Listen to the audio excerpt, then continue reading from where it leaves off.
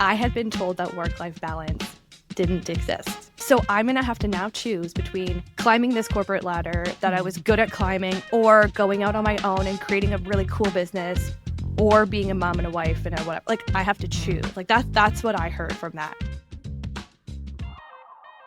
All right. Welcome back to the Soulful CEO Podcast, the podcast for purpose-driven entrepreneurs who are building wildly abundant and aligned businesses that create ripple effects of positivity in the world. And today I have a really fun episode for you. I am being joined by Andrea Barr, career coach for parents and podcast host of the All Figured Out podcast. And Andrea and I go way back. So this is going to be a really fun episode to just connect with her. And in all honesty, Andrea, your podcast was an inspiration for this podcast. I saw you start the All Figured Out podcast. How many years ago now? Almost, I guess, 2.5. Two and a half years ago. Yeah. And I just loved how you showed up in that space, the like content you were producing, the conversations you were having. And I was like, I want a little bit of that. So that was a big inspiration for the Soulful CEO path. And so it's really fun to have you on here as a guest. And I think we go back probably, well, this is my 9th year in business. So probably 7 years, something like that. And it's been so fun to watch your journey and just to kind of journey beside you. So today we're going to be having a conversation around a topic that Andrea heard me talking about probably 7 years ago in the work that I was doing with leaders and with entrepreneurs. And is this conversation around the idea of work-life balance is bullshit. And, you know, I have a belief that what we're actually striving for is more like work-life integration, creating lives that we don't need vacations from, that feel fulfilling. Doesn't mean that we don't have boundaries and all that kind of stuff, but that we have this like beautifully integrated life. And I'm so excited to have this conversation with Andrea today because Andrea has a different take on it. And I really like to create space for nuance because there's literally, I can't even think about any like specific example that I can think of that there are like absolute truths on everything.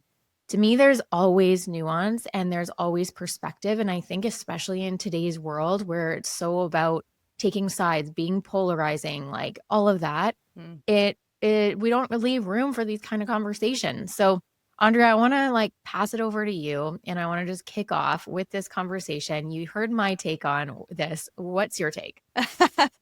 So I worked for Kristin 7 years ago.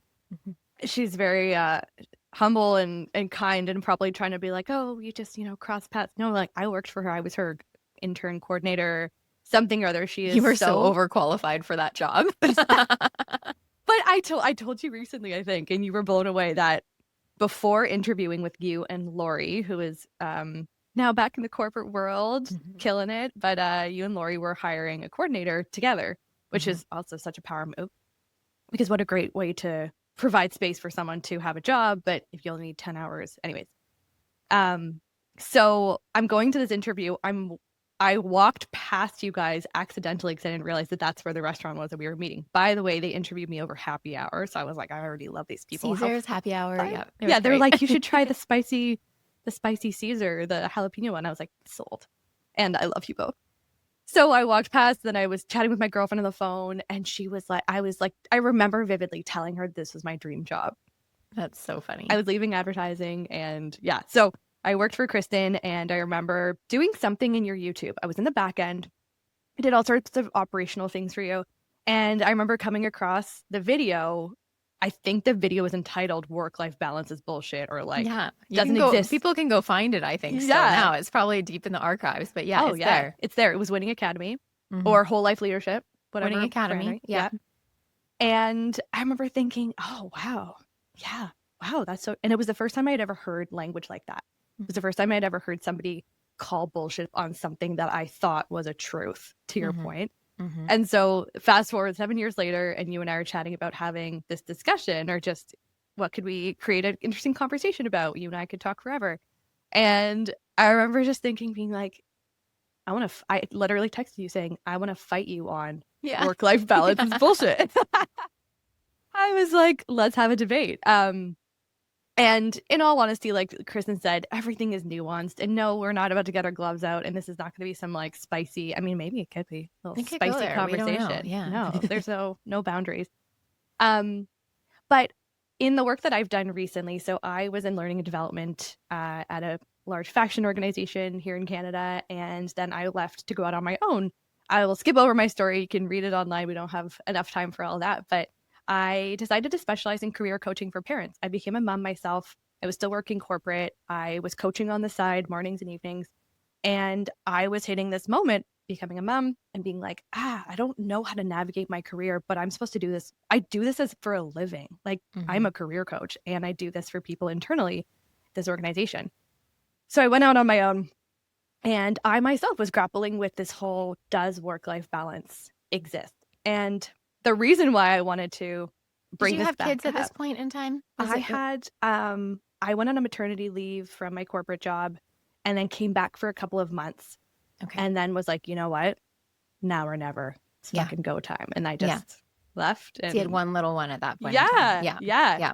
But that whole notion of work-life balance was so pivotal at that moment because I had been told that work-life balance didn't exist. Sorry. I'd seen Kristin Constable's video and I believe everything Kristin tells me because she's been such a mentor and role model in my life and my journey.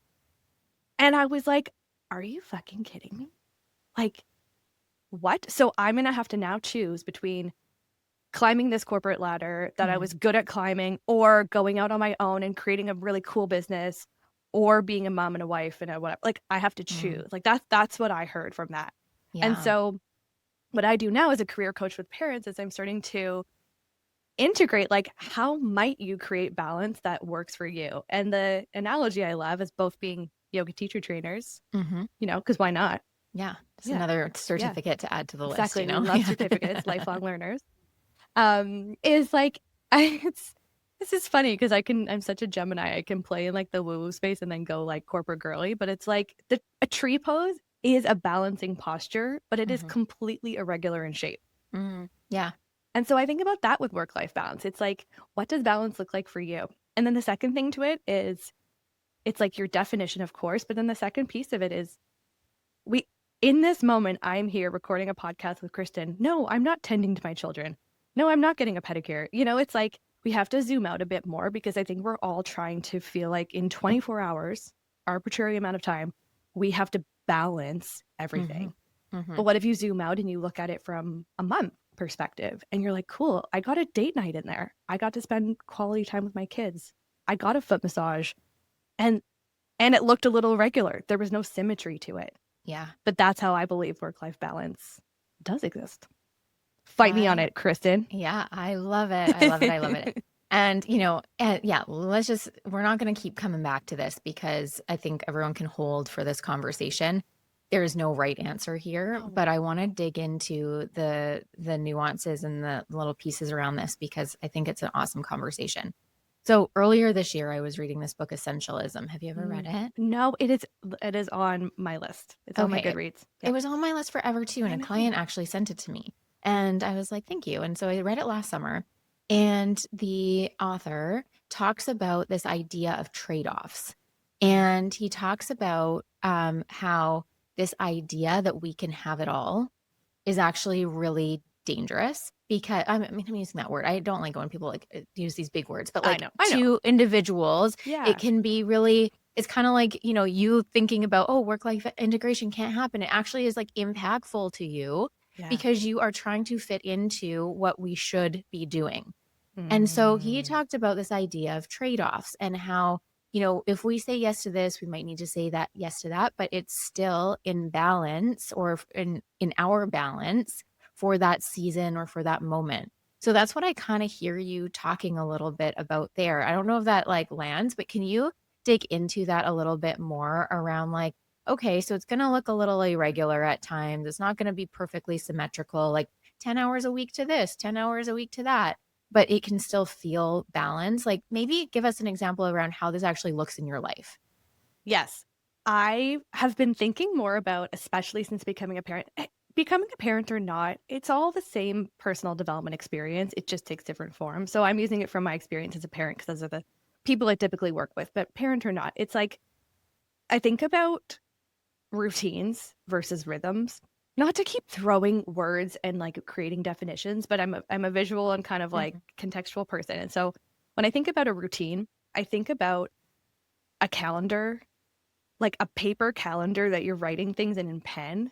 And God forbid something has to move and then you have to white it out or you're scratching it out and not like Whiteout. hate that. Right? Remember those whiteout? Yeah. Yeah, I know. I'm like, that's so With the such tape a thing? throwback. Yeah. Oh, I mean, yeah. Sorry, Gen Zs, if you don't know what I'm talking about. And so it's like that is so routines or like really firm fixed schedules are kind of like a train schedule where like it, you know, those things like happen like clockwork, and it's like a domino effect of like one train is late, the rest of the trains for the day are going to be late, like a doctor's office, like the planner, right? And you're having to like scratch things on the pen.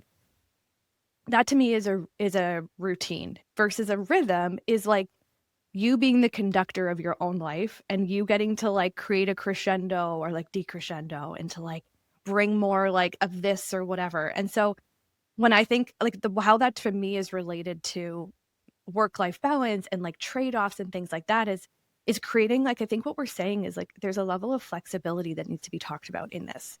In that to create a routine, like I talk about like your ideal schedule, your ideal day, to create like that's like the vision.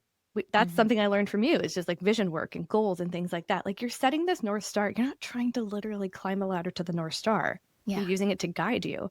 Just like having what your ideal day might look like. You're not taking that day and creating something really fixed and firm and trying to like make a trade-off here, make a trade-off there. Oh no, if this thing doesn't happen, it like fucks up my entire day. Like that's so frustrating and it doesn't work, right? Like the domino effect will just continue to happen if we're too fixed in something.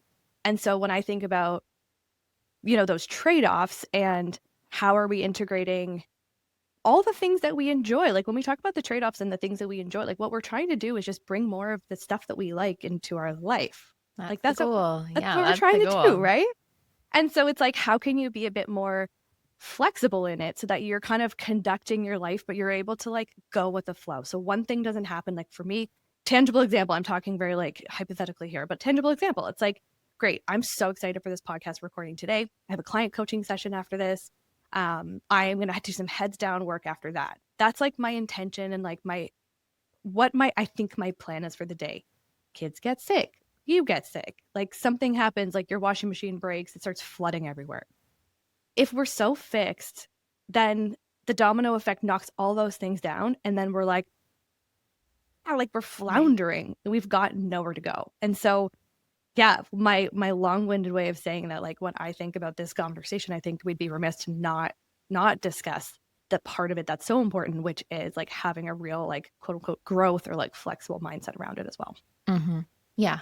Yeah. I think that's helpful. And even just in kind of shoring up the two different perspectives of integration and balance is like, actually, I think that where they actually might be more aligned than different, because the idea around how I think about integration is that there's like blurred lines between things, whether that be work and life or family and work and that kind of thing. And so, you know, I'd love to go there because I think it's maybe a personal preference in that sense. Like for me, as an example, I was talking to my partner about this year, and we were talking about just vacations and what we kind of wanted to do and plan all that out. And I'm like, I'm kind of over just going somewhere to lay on a beach. Like I don't have any interest in doing that at this point in time. Doesn't mean I won't in the future, but at this point in time, if I'm going to go somewhere, I want to go to like a conference, or I want to go and have like some sort of like expansive experience in somewhere beautiful and then turn it into a vacation with you.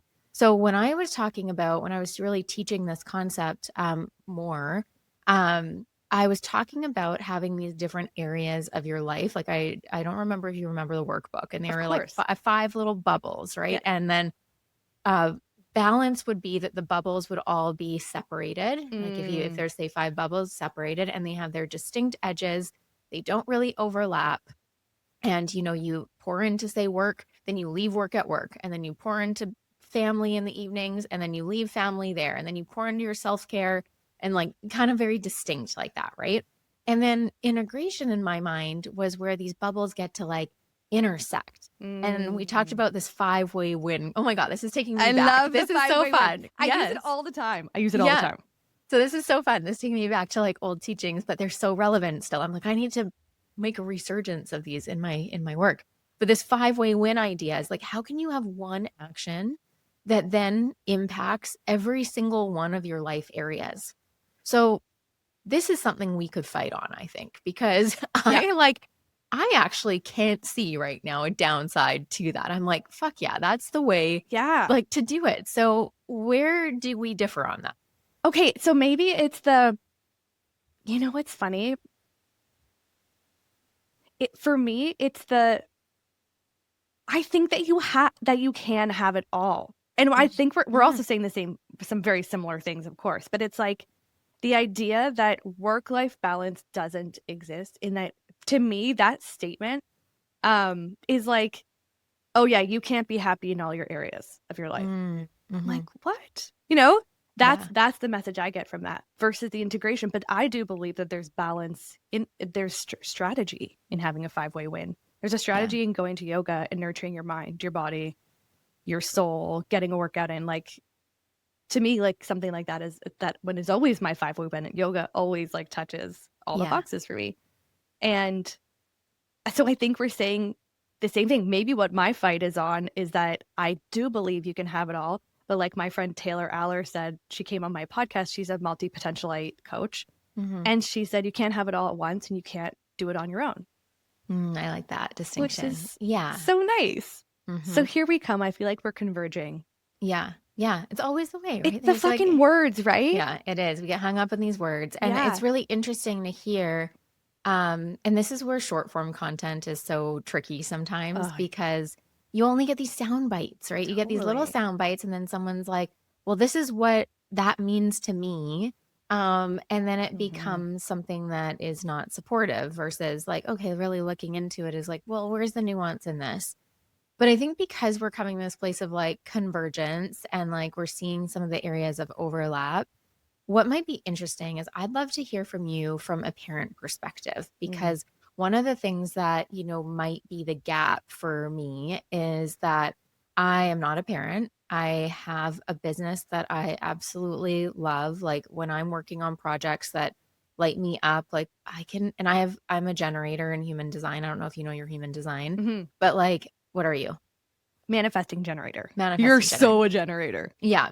And so like it fuels me to be producing and to be working. And so like if I'm working on something that I love, having a like 12-hour day, you know, even longer isn't a big deal. I'm like lit up by that, right? And I think sometimes, you know, again, these like nuances is like, and I've played with this for years, is like I almost feel a little bit of shame around that in saying that, because like I do not want to promote the hustle culture or burnout. Like I've burned out before. But the truth is like, that's my truth, is like when I am working on something that lights me up, it's not draining. I don't get burnt out from it.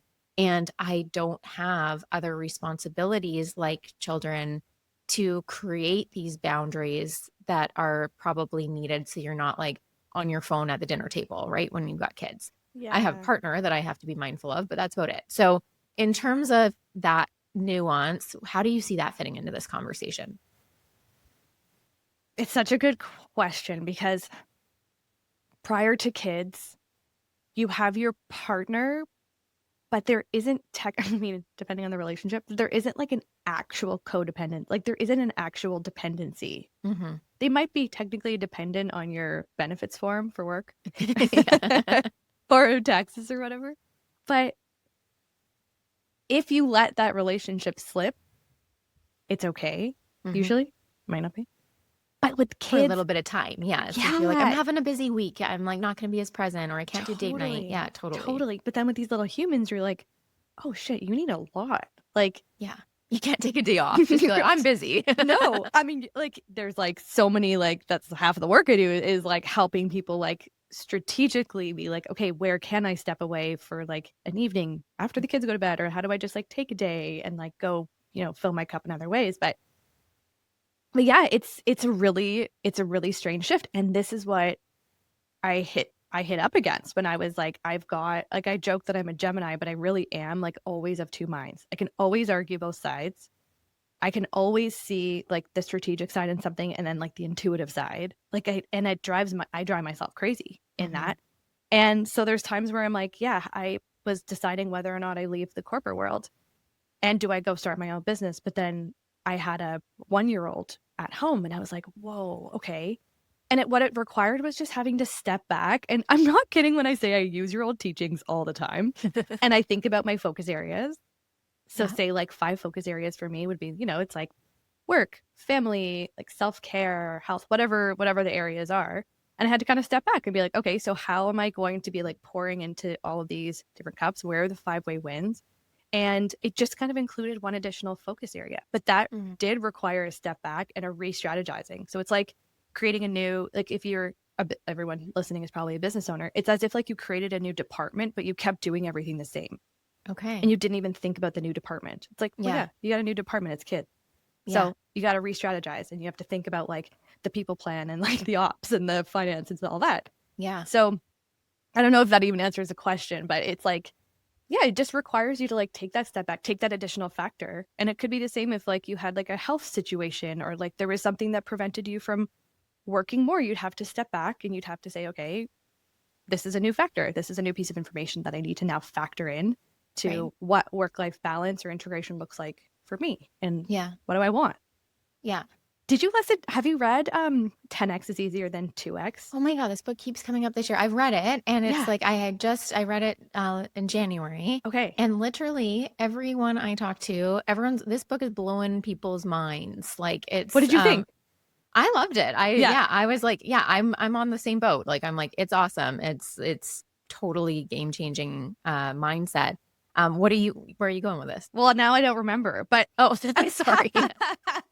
No. I was like brought it up and I was like, I got so excited because I figured you would enjoy it. But for those who don't know, this premise that Dan Hardy and Dr. Sullivan, no, I might be switching them up. Dan Sullivan and Ben Hardy. They talk about is that like if you set like so if your idea is that you want to make $1 million in your business, 10X that to like 10 million. And it's actually easier because this is where I'm going. It's easier because you have to become so focused and you have to cut all the bullshit away to really focus on that goal of going 10X, which is $10 million. And so it really helps you like put on the blinders. And so I think that kids have kind of done that for me, where they've become this 10X factor in my life where like I really do have to cut some of the stuff. Yeah. But it's not cutting the stuff that is important to me because I will always find a strategic way to make things work. Yeah. It's cutting the stuff that's like the extra. And I think it's coming like full circle back to the beginning of our conversation. It's cutting the shoulds. Yeah. Yeah. And is that a thing with age too? Like you just become. I think so. I do. I think that's, you just get more, time is more precious. It feels like it goes faster and it's like, it's more precious. But I want to just pause before we get on another tangent because there's actually something here where I'm like, this is actually the part where I actually agree with you more. I'm like, this is the whole, the missing piece in the integration argument. What I do notice about taking this integrative approach is when there aren't solid boundaries between certain areas and there is this kind of like more things can flow into one or the other. You have whatever. Yeah. Just that there aren't these time constraints put on things. So what you're speaking to is like with kids, you have time constraints. Like today, I bet you have 0 extra time in your day. You have your day planned out and then you have kids. So you're picking your kids up and you drop them off. And we just talked about earlier, you went to an early morning workout. So you have these time constraints that I think actually create higher levels of productivity and clarity, where some of it, like I have clients, I have this one client in particular that I'm thinking of, you know who you are, I know you listen to this. She has a like pretty much, I think, full-time job in like a high level job. She has 3 kids under, I think it's age of 7 or something like that, like really young kids. And she is starting a coaching business, but is like actively working with clients in this business. Oh, I think I know who you're talking about. Yeah. And I'm just like, how, like, I'm so impressed by her about just the capacity, what she does, how much she, like, you know, produces. And I'm like, well, how do you manage? But I think it's this piece that when you only have 10 hours a week to work on your business, those 10 hours are like highly specific and there's no bullshit in there like you're talking about. It's like you have no time for the fat. Where if it's like me, I can like, you know, spend an hour here or there and it's like, it's okay because I can just like, oh, I can just work a little late tonight. It's all good. And for you, that's okay because of the fact that it's a source of energy for you. It's an energy generator. So it actually, like, you're not, for some people that would be problematic, but oh my God, you're so right. I remember like looking at my sister, she had kids before me. She was already a highly productive person. And then I'm the person who is productive if pushed. So I need the deadline. I like the drama of the last minute and like getting it done. And I will always produce, but I will put myself through a lot more stress than is needed. But kids have created that constraint for me. There's actually, oh my gosh, not to like keep riffing on so many different books, but there's another book called A Beautiful Constraint. The entire book is about this theory, about how when you have a constraint, it does create higher levels of productivity. It's like playing, you know, you're like, you have lines to color within. Yeah. And so you actually are able to like, you will color in all the lines, or like, you know, those studies where the people are like in a room and if the room is too big, everyone will congregate to one area. But if you make the room smaller, people will disperse more. I don't know if it's physics or what, but like there's just like, it just makes sense. Right. And so like the kids do create this beautiful boundary. And then I think the layer on top of that is ensuring that you know where you might, like, I'm someone who really, I don't, like, if you can tell, I don't love a ton of structure. I want to have creative time. I want to have a bit of like free flowing. So I have to actively work on putting that type of time in my calendar. This afternoon, I've got a couple things that I really want to get done. But like, if it's like before my period, or if it's like everybody woke up last night and I'm tired, like I have to build some of those buckets and blocks in so that I can like be flexible. So I can create a list that I can like fill my schedule with in those times, but not necessarily be like, this is the one thing I have to do. And that's how it works for me. Yeah. Yeah. I love that.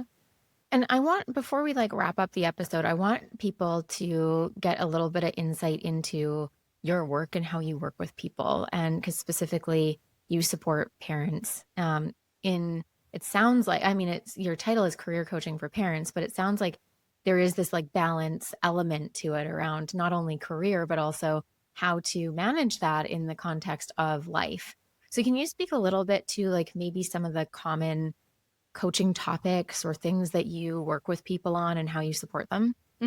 I like, it's kind of fun to be on this podcast because I will go on parenting podcasts, and my nerdy side like loves to jam on the business. So it's like fun to be able to like pull back the curtain and I will answer your question in a second, but I think it's like worth noting that the career coach for parents from a strategic business perspective is obviously a very niche and it's intentional.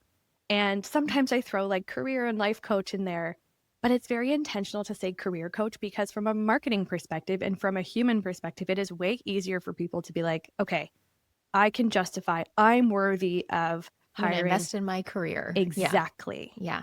Versus, smart. And it's like, these are things we have to think about, right? And like, God, I used to be just like a coach. I think my title at one point was coach when I first graduated from Rural Roads, right?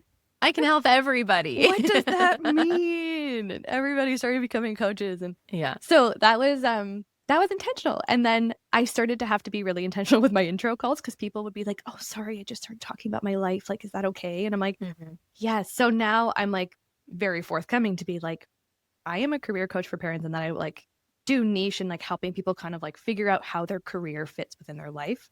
Yeah.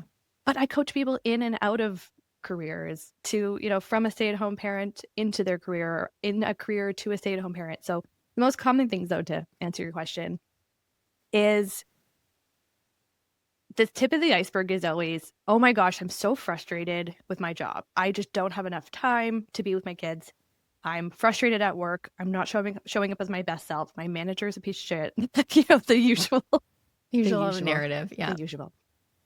And so we have an intro call, and I'll be like, okay, here are some of like the areas that I can see us working in. And usually it's like, let's just like explore your job. Let's explore what's going on. And I also want to explore what's happening in your life container. Like what is the full context? And they're like, oh yeah, that does make sense. And then, like, where are you going? Like, what is like the bigger life plan? So it's like tip of the iceberg career. Then it's like the life container. And then it's like, what's it all about? Like, where are you really going with? Like, why are you working apart from paying your bills? Yeah. And then I'm not kidding, Kristin.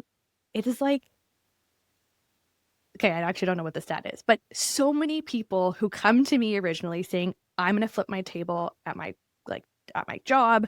I want to leave. I want to throw this career out. I want to go work at Starbucks. Always Starbucks. People always say I want to work at Starbucks. I love that. That's such a random thing to know about humans. Yes. It's like we all fantasize. I wonder what's so like attractive about that kind of a job. Just, like no responsibility, but still maybe like social. I don't know. Yes. Yeah. I'm like, they've got an excellent L&D department. I know that. And so many people by the end of the work, not because of me, like I know I'm a great coach, but because they just have the time to like stop and think about their life and how work relates to their life and their as a parent and where they're going in their life. 7 times out of 10, the person realizes that it was just a few really small tweaks in their life area and clarifying their vision of where they're taking their life. And they end up just making small tweaks, having empowering conversations with their managers. And then boom, they're like, I'm fine. Mm-hmm. I don't want to rock the boat. I actually don't want to leave my career. So I'm not even like a big career move coach, even though, again, from a marketing perspective, that's what I have to meet people where they think they're at. Yes. Which is like, this is the problem. And I get that. I've been there, and I'm sure you've been there too. And then you have to like kind of peel the layers back and build that trust and be like, okay, let's like explore a little deeper and a little deeper. Yeah. And I actually just did my first couple session on Monday. I was telling you at the co-working space. Because I had a client that I worked with. She went through a full program. We worked together for 3 months, and then I had a bunch of follow-up sessions like over the course of a year because we just got along really well, and she was going through some like really major career stuff.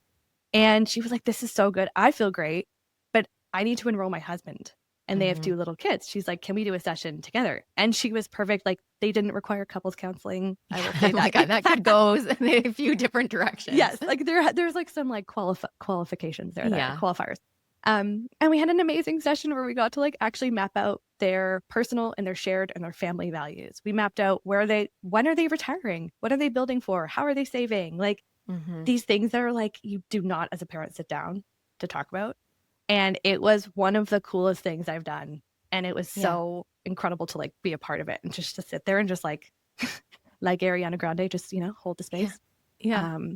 It was amazing. That's huge work. I mean, talk about ripple effects and just impact through your work. I just am sitting here and I'm like, yes, if you work with an individual, super impactful, obviously, but the family unit and doing that work, like the impact that's going to have on their kids and their marriage and all of that. So just such beautiful work. And I think just because we're on, the Soulful CEO path and we talk about business a lot, I think it's important to highlight what you're sharing here, because I will have this conversation with my clients until my face turns blue. And I swear to God, it is one of the hardest things for people to really get behind. And when they do, their business blows up and they're like, why didn't I do this sooner? And it's exactly what you're talking about, is having the courage to niche, get specific, knowing that you're going to do so much more than career coaching with people.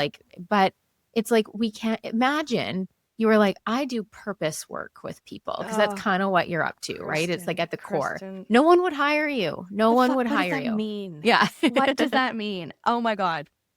So, but you get to do that, right? You get to do that deep, meaningful work. It's not like you are just staying surface level and helping people have a difficult conversation with their boss. Like that probably comes up, but it's like so much more than that. And I just think that it's just, if anyone's listening to this and they're like, I'm just not able to, like, it doesn't feel like people are hearing me. My message is getting lost in the noise. I'm not filling up my client roster as much as I would like. This piece, like, look at this for yourself, because 9 times out of 10, this is where like the sticking point is. It's so true. And there's no shame in it. I've done it. It's like, there's no shame, and you can try things out. Think of the clients that you loved working with the most. What were their problems? And like, how could you create, a title for yourself, quote unquote, around your favorite clients Yeah. and how you'd want to help them. That's the Totally. best way to do it. Yeah. So good. Thank you for this conversation. This was really fun. And one question I always ask people, I'm going to put you on the spot here, but I don't know. You listen to the I'm podcast. a listener. So you know I know the question you coming. know it's coming. So for you, being a mom, a coach, a podcast host, what does being a soulful CEO mean to you? See, I knew this was coming, and people do this on my podcast too. And they're like, oh, I knew this was coming, but still. I was thinking about this last night as I'm brushing my teeth, and I was thinking about how, like, at first when we were talking about coming on your podcast, it's funny. I had a tiny moment of like, am I the right person for this? Am I soulful enough to be a guest? And it was because I had thought about the definition that I like see in society or online of what a soulful person is. And I pictured like the very free flowing, she's wearing a flowing dress and is like no makeup on and is like on a beach. And like, that's like, she's so soulful. And then I was like, no, but that's not me. Like, I love that girl, but like, yeah, I could be that girl sometimes, but that's not me. Right. Yeah. And so for me, being a soulful CEO is being a CEO of my whole life. I'm taking it back to Kristin Constable words, like my whole life leadership. It's like not just thinking about my work hat and wanting to be soulful and be a badass at work. For me, it's being a badass in all areas. And honestly, the word that kept coming up as I was thinking about it was like fun. I want to be fun. I want to have fun in my business. I want to have fun with my clients. I want to be a fun mom. It's like, to me, soulful and like being a chief executive officer is like doing so in my whole life. So beautiful. I love that. And I love your share around how that word, because this kind of goes back to our beginning of the conversation around how words have such individual resonance and meaning for people. And, you get to define what balance means for you. You get to define what integration means for you. You get to define what soulful means for you. And that's really like the essence of what I think where I want to leave this conversation is that there is no right way when it comes to leading your business, your life. You get to choose. And to me, that's really what being a soulful CEO is all about. Yeah. Way better said. Yeah, what she said, what Kristin said. Well, it's actually kind of funny that you bring up the whole word of soul, because I was just talking to my partner and he was talking to his friend and his friend was asking about me, and his friend's like, I don't really get what she does. She says she's a soul coach. What does that mean?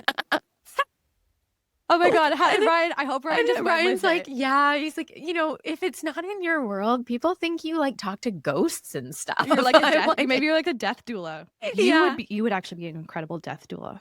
Yeah. That could be your second career. That could be my second chapter. Soul, you speak to soul. Oh my God, I wish that Ryan just like riffed on it and just like went and like took the person the deep end and was like, so you know how we all have a soul. Yeah. Like when she looks at you, like she's looking into your soul. She's an intuitive soul reader. Yeah.